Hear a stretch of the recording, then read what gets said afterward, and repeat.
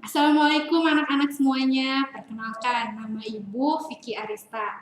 Nah, hari ini kita akan membahas mengenai konsep berpikir sejarah. Ini adalah materi kelas 10 pada pertemuan kedua ya. Sebelumnya, minggu yang lalu kita sudah membahas tentang pengertian dari sejarah. Kita juga sudah membahas konsep peristiwa, kita juga sudah membahas konsep kisah. Nah, hari ini kita akan melanjutkan pembahasan kita. Tapi sebelumnya, Ibu mau tahu dulu, kira-kira apa sih pengertian sejarah menurut kalian? Sebelumnya, kita akan membahas dulu tentang pengertian dari sejarah. Sejarah itu secara sederhana dapat diartikan sebagai ilmu yang mempelajari tentang masa lalu. Ilmu yang mempelajari tentang peristiwa di masa lalu. Nah, pertanyaannya, apa itu peristiwa? Peristiwa itu adalah kejadian yang memang benar-benar terjadi. Apa sih buktinya kalau kejadian tersebut benar-benar terjadi? Nah, itu harus memenuhi unsur 5W1H. Misalnya contohnya gini, peristiwa proklamasi kemerdekaan Indonesia. Itu kan adalah sebuah peristiwa yang memang benar-benar terjadi. Nah, kalau misalnya sejarah tersebut disebut sebagai peristiwa, maka sudah jelas siapa yang memproklamasikan kemerdekaan tersebut. Terus mengapa proklamasi kemerdekaan bisa terjadi? Terus di mana lokasi dari proklamasi kemerdekaan tersebut? Terus bisa juga kita menjawab kapan proklamasi kemerdekaan tersebut dibacakan. Nah, itu kita sudah memenuhi unsur 5W1H. Tapi yang paling penting itu adalah adanya saksi mata sama bukti dari peristiwa tersebut. Misalnya kalau saksi dari peristiwa proklamasi kemerdekaan, ada Muhammad Hatta sebagai orang yang mendampingi Soekarno ketika memproklamasikan kemerdekaan. Terus kalau misalnya buktinya apa? Nah, di situ kan ada bendera merah putih yang pertama kali kita kibarkan. Terus ada juga misalnya teks proklamasi yang ditulis langsung sama Soekarno. Terus kan ada juga itu apa namanya teks proklamasi yang sudah diketik sama Sayuti Malik. Nah, berarti peristiwa tersebut memang benar-benar terjadi. Selain peristiwa, dalam sejarah juga ada yang namanya kisah. Kalau kisah itu adalah kebalikan dari peristiwa.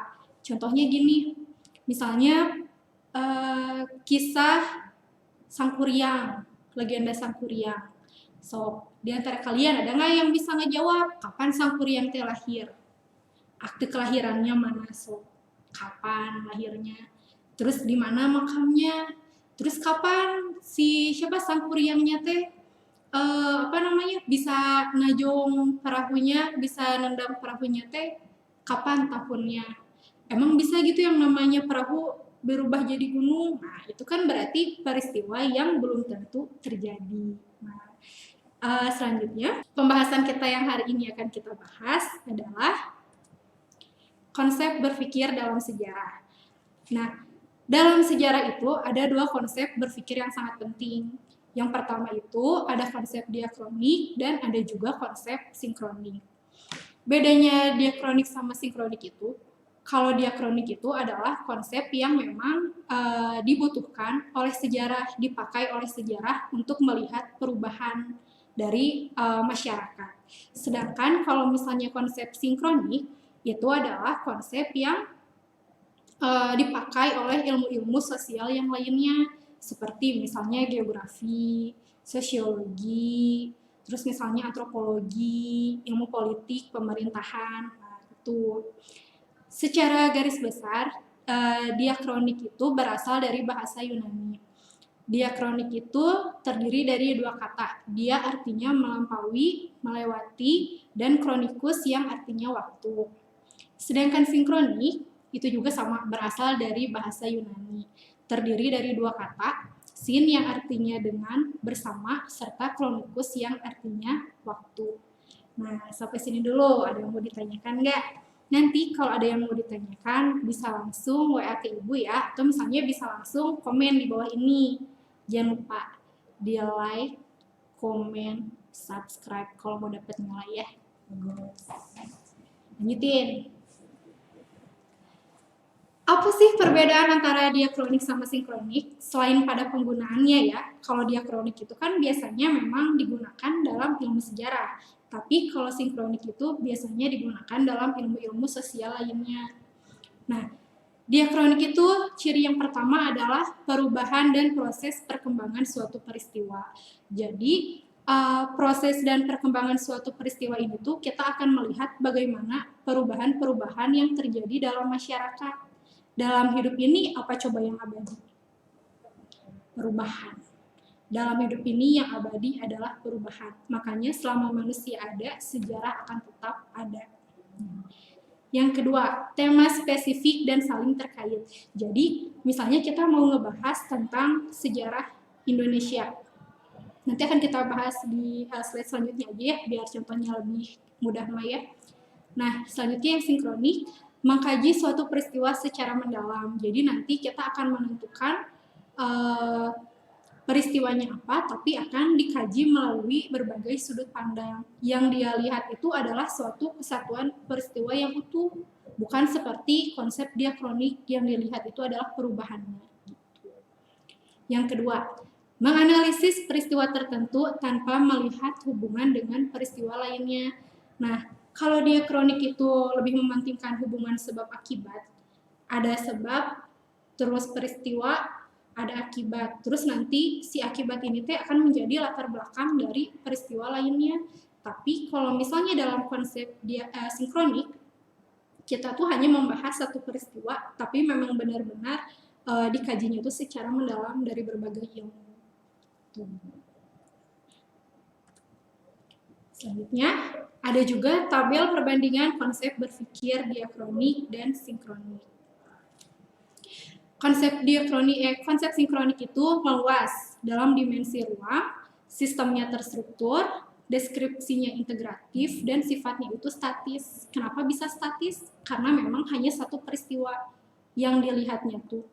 Jadi tidak menunjukkan perubahan tertentu dalam masyarakat gitu. Terus ini maksudnya meluas, terus yang kita tuh bermainnya di dimensi ruang. Jadi biasanya tempatnya itu spesifik. Misalnya kalau kita mau melihat peristiwa reformasi di Indonesia tahun 1998. Nah, peristiwa itu akan dilihat dalam sudut pandang yang dari beberapa ilmu, bukan hanya sisi sejarahnya saja gitu.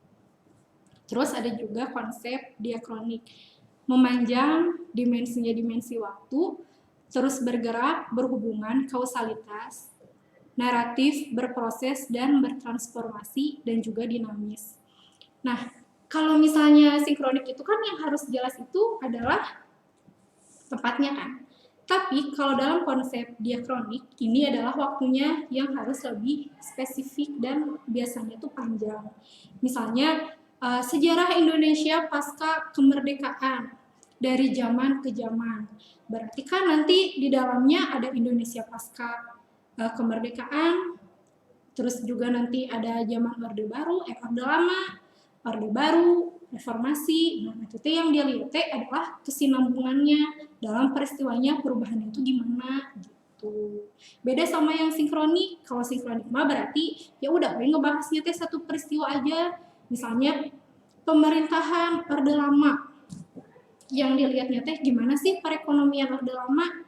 Gimana sih politik pemerintahannya Orde Lama? Nah, gitu. Jadi harus spesifik. Nah, sekarang kita akan membahas tentang konsep diakronik dan juga konsep sinkronik. Seperti yang telah tadi Ibu sebutkan, konsep diakronik itu yang diutamakan adalah perubahan, serta kurun waktunya itu harus jelas.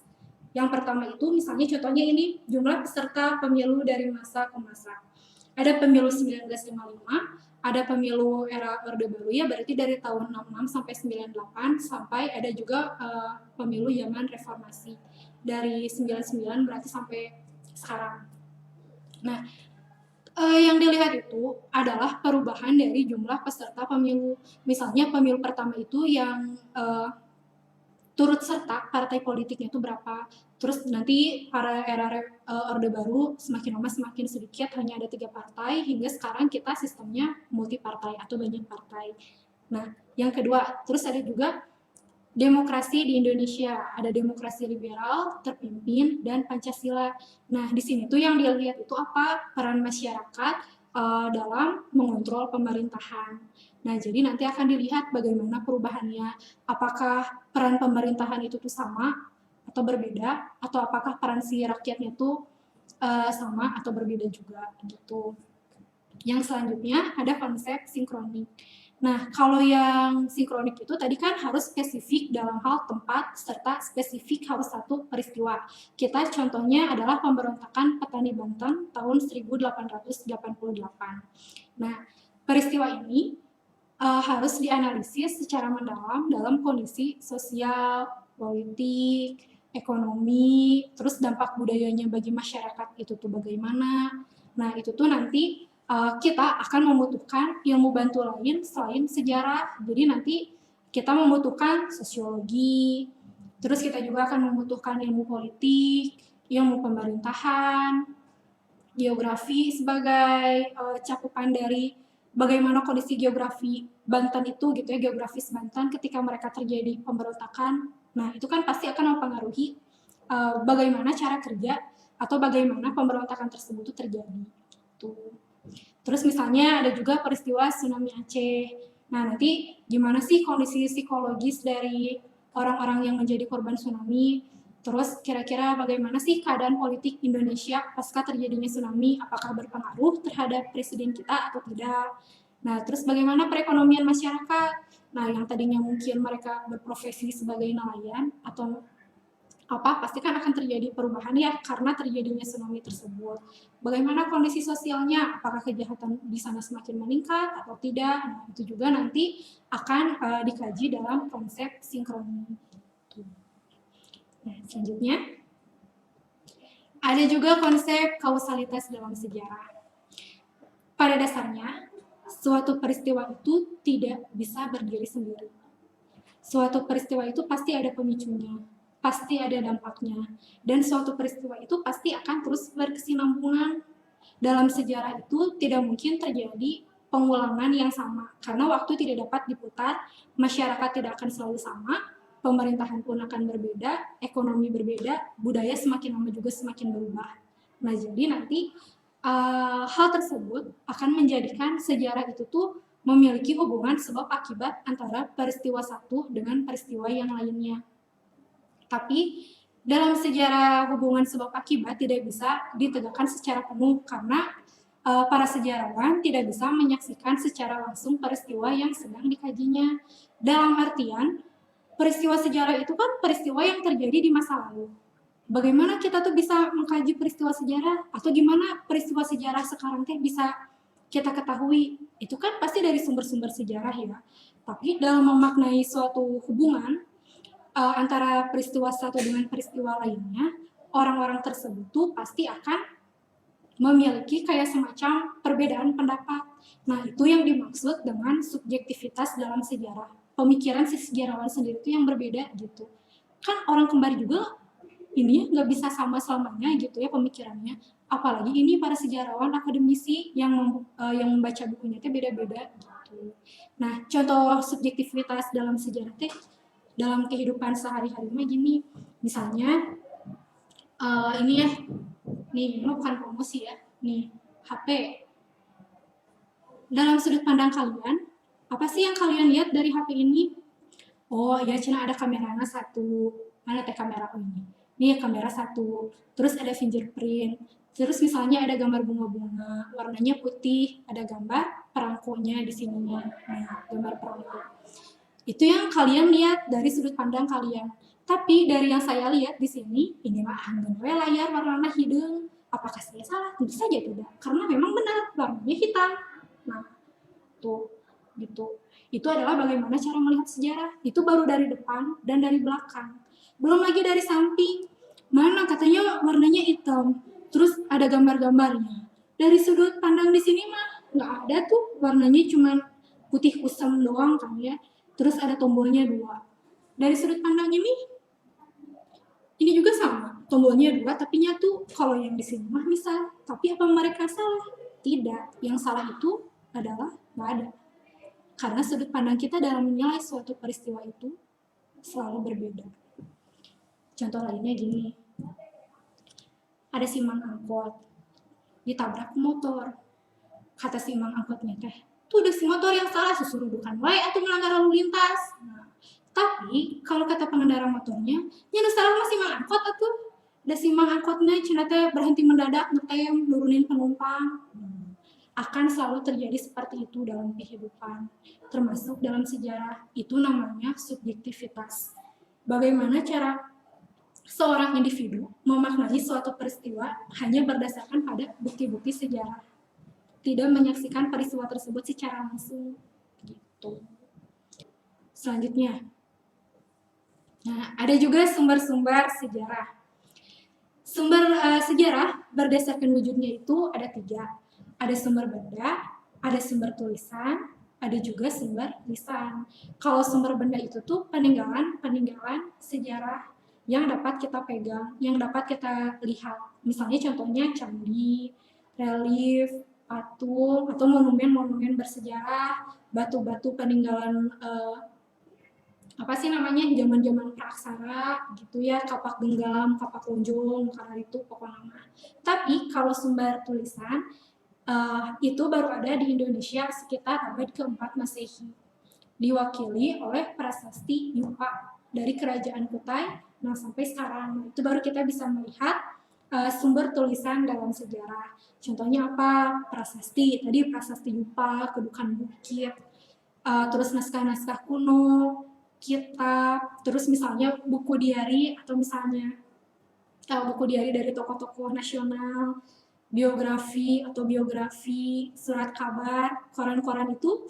Kalau misalnya sekarang kita tidak menganggap bahwa koran itu penting, tunggu 50 tahun lagi, itu yang dicari. Nah, gitu. Jadi nanti si sumber-sumbernya itu akan membawa kita pada sejarah di masanya. Yang terakhir adalah sumber lisan. Ada tradisi lisan, ada sejarah lisan. Kalau tradisi lisan itu namanya oral tradisi. Oral itu artinya mulut, tradisi itu ya tradisi kita. Terus sejarah lisan itu adalah oral history. Kalau tradisi lisan itu adalah yang diomongin dari masa ke masa. Misalnya teh legenda. Siapa yang menciptakan legenda Sang Kuryang?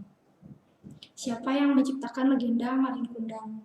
Tapi kenapa kita bisa tahu sampai sekarang? Karena itu teh diceritakan dari mulut ke mulut, diceritakan dari generasi ke generasi tanpa adanya sumber sejarah yang pasti tentang peristiwa tersebut. Itu. Terus contoh lain dari tradisi lisan teh nyanyian-nyanyian anak, namun kata bahasa sejarah mah folk song gitu. Contohnya teh misalnya Sep dur, menteri-menteri kahijina kadua nata. Itu teh siapa yang menciptakan? Gak tahu kan? Dari kapan adanya? Gak tahu kan? Tapi kenapa tahu? Itu teh dibicarakan dari masa ke masa. Namanya adalah tradisi lisan. Terus ada juga sejarah lisan. Kalau sejarah lisan, ini adalah sejarah yang diperoleh melalui wawancara atau penuturan dari orang-orang yang berkompeten.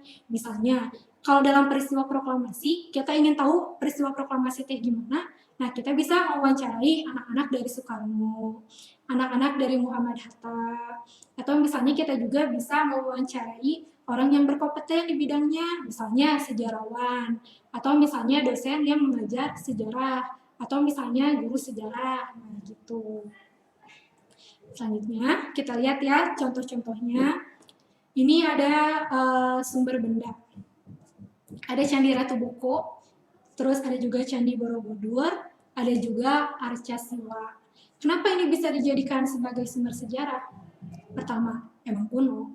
Yang kedua, ini tuh bisa kita lihat bagaimana sih kebudayaan dari masyarakat pada saat itu. Karena yang namanya bangunan bersejarah itu dari zaman ke zaman tuh pasti mereka memiliki ciri khas tertentu. Kalau yang ini candi, era apa kira-kira candi itu berkembangnya atau banyak dijumpainya? Nah, pasti kan era kerajaan Hindu-Buddha. Termasuk diantaranya adalah arca-arca yang ditemukan di Indonesia. Selanjutnya, ada juga sumber benda berupa relief candi. Nah, relief-relief ukiran candi, misalnya kalian ke Borobudur, suka ngeliat kan kayak ada yang panjang-panjang gitu, ada ukiran-ukiran, nah itu teh namanya relief. Relief ini teh menceritakan tentang kehidupan masyarakat pada saat itu. Tapi dalam sudut pandang itu sudut pandang pemerintah ya, sudut pandang pihak yang berkuasa pada saat itu. Contohnya kalau Borobudur itu menceritakan tentang kehidupan masyarakat Mataram kuno era dinasti Sailendra misalnya, kan Candi Buddha ya. Kalau Prambanan berarti itu menceritakan kehidupan Mataram kuno pada masa dinasti Sanjaya. Nah, ini relief-relief ukiran candinya. Nanti kalian bisa lihat di sini. Nah, gimana masyarakat pada saat itu teh hidup. Gitu. Next. Sumber benda berupa koin. Kenapa koin-koin ini menjadi sangat berharga? Kenapa? Apa yang bisa kita dapat dari koin? Koin itu ada tulisan-tulisannya. Misalnya ini ada koin VOC ya. Tuh yang pertama itu kan ada koin VOC. Nah, kalau berarti pada zaman VOC udah ada sistem pembayaran memakai uang. Berarti kita dari koin ini juga dapat tahu kira-kira mata uang ini dipergunakan itu tahun berapa? Tahun 1790. Nanti dari tahun ini bakal ketahuan kira-kira siapa yang memerintahkan membuat koin ini atau siapa yang sedang berkuasa pada saat itu. Nah, gitu. Agak ke bawah lagi, ini ada koin Nederland Indisch. Ini tuh adalah koin pemerintahan Hindia Belanda. Kalau dilihat dari koinnya, tentu saja ada lambang kerajaan Belanda. Apa bedanya koin VOC sama koin Hindia Belanda? Hari VOC mah kongsi dagang, VOC mah Belandanya belum merdeka, jadi makanya yang memerintah itu bukan negara, tapi kongsi dagang. Nah, tapi kalau yang pas ini bentuk koin pada zaman Hindia Belanda itu adalah pemerintahan langsung dari kerajaan Belanda. Jadi nanti di sana ada ukirannya apa sih namanya lambang dari kerajaan Belanda. Terus tahunnya tahun berapa? Tahun 1845. Oh, berarti Hindia Belanda kira-kira sudah ada di Indonesia koinnya tahun 1845. Oh, berarti udah ada pergantian pemerintahan di Indonesia gitu. Termasuk sama bisa diketahui kira-kira siapa gubernur jenderalnya yang memerintahkan hal tersebut atau memerintahkan pembuatan koin ini. Next, yang terakhir adalah ini koin pasca Indonesia Merdeka. Koin pasca Indonesia Merdeka di sini tentunya bisa kita jadikan sumber sejarah karena di sana ada misalnya ikon-ikon dari Indonesia. Tuh, di situ kalian bisa lihat ada Monas. Nah, terus kalian juga bisa melihat ada ikon kita Candi Borobudur. Berarti udah pasti kan siapa yang punya Candi Borobudur? Ya negara Indonesia lah. Berarti udah pasti ini teh adalah koin yang berasal dari Indonesia. Terus ada juga misalnya ini lambang negara kita, burung Garuda. Terus di tengahnya ada apa sih namanya simbol-simbol Pancasila. Nah, berarti sudah dapat kita ketahui bahwa lambang dari negara Indonesia itu adalah burung Garuda. Terus ada juga tuh gambar kepulauan Indonesia, wilayah Indonesia dari mana ke mana. Nah, ini tuh 100 tahun kemudian akan menjadi barang berharga peninggalan-peninggalannya. Termasuk nanti tahun-tahunnya akan kita lihat kira-kira tuh siapa yang berkuasa. Kayak sekarang, uang 100.000, gambarnya Soekarno-Hatta. Orang tuh udah pada tahu siapa Soekarno-Hatta yang memproklamasikan kemerdekaan Indonesia, Soekarno-nya. Terus nanti yang menjadi presiden pertama Indonesia, wakilnya Muhammad Hatta, wakil presiden Indonesia pertama. Gitu. Ada juga sumber tulisan. Ini ada naskah kuno ya, naskah lontar. Terus ada juga prasasti dan yang di tengah itu adalah koran The Express. Ini adalah koran yang diterbitkan pada zaman Belanda. Nah, kalau sumber-sumber sejarah tulisan yang ada di Indonesia pada masa Hindu-Buddha, Islam, zaman-zaman Islam sama Hindu-Buddha itu bisa kalian lihat di museum-museum banyak ya. Tapi kalau koran-koran peninggalan pemerintah kolonial, itu kalian tuh bisa lihatnya itu di perpustakaan Leiden di Belanda. Karena orang-orang Indonesia itu biasanya kurang dalam teknik-teknik pengarsipan, yang rajin mengarsip itu tuh Belanda. Jadi kalau misalnya mau lihat, ada sebenarnya nanti di Museum Nasional di Jakarta, atau kalau mau lebih lengkap, bisa datang ke Belanda. Next. Nah, yang terakhir, jika sudah menyimak penjelasan Ibu hari ini, kalian bisa mengerjakan soal-soal berikut. Soal-soalnya sudah Ibu upload di aplikasi sekolahan.id. Jadi nanti kalian bisa lihat ya, ini termasuk PowerPoint-nya ada di slide terakhir. Silahkan kerjakan, kalau sudah difotokan, terus nanti langsung upload aja ke aplikasi. Jika ada yang mau bertanya, bisa langsung kalian komentar di sini, nih di kolom komentar. Atau bisa juga nanti nge-WA Ibu. Jangan lupa like, subscribe, dan komen. Biar nilainya bagus ya.